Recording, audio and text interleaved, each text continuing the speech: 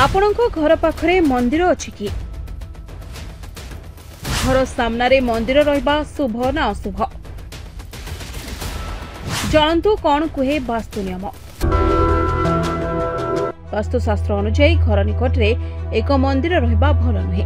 जदि मंदिर छाया घर उपरे पड़े तेबे यह वास्तु दोष सृष्टि करे। एथिरे किछि मानक स्थिर करा जायछि। जानतु वास्तु नियम। एही व्यस्तबहुल दुनिया रे आज प्रत्येक व्यक्ति मानसिक शांति चाहते। समस्ते चाहते जे तांको जीवन आध्यात्मिकतार पथरे गति करू। तेणु लोक माने एक मंदिर किंबा धार्मिक स्थान चारिपाखरे निज घर निर्माण करने चाहती।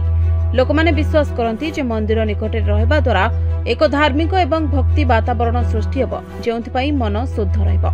हेले वास्तुशास्त्री अनुसार घर पाखरे मंदिर किंबा एक धार्मिक स्थान रे एक घर रहिबा द्वारा वास्तु दोष सृष्टि होइथाय। मंदिर निकट रे एक घर रहिबा अशुभ विवेचना करा जाय। जदि घर निकट रे एक मंदिर अछि तेबे आपण याकु भय करिवार आवश्यकता नाही। किछि उपाय द्वारा आपणको वास्तु दोष घटिजिवो। सकाळे घरे मंदिर किंबा कोनोसी बड़ कोठार छाया पड़िबा शुभ बोली विवेचना करा जाय नाही। एहा पछरे एक वैज्ञानिक कारण मध्ये अछि। जदि कहार छाया आपणको घर उपरे पड़े तेबे सकाळे सूर्यको सकारात्मक शक्ति आपणको घर लोकंकु मिलिबो नाही। जे कोनोसी गछ बड़ कोठा किंबा पहाड़ इत्यादिर छाई मंदिर सहित 6 घंटारू अधिक समय रहिथाय तेबे वास्तुशास्त्र रे एहाकु छायाभेद कहा जाय। एथिपाई किछि वास्तु प्रतिकार पई परामर्श दिया जायछि। जदि अनुसरण करा जाय तेबे एही समस्या मध्ये दूरेइ जिवो।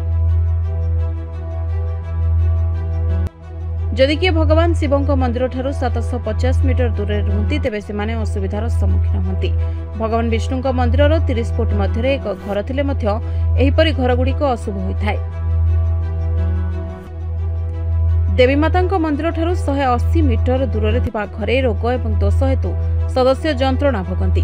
आपणकर वासस्थान पवनपुत्र हनुमान मंदिर ठारू 120 मीटर दूर रहिबा उचित, नचेत एही घर गुड़िकरे वास्तु दोष मध्य सृष्टि हुए।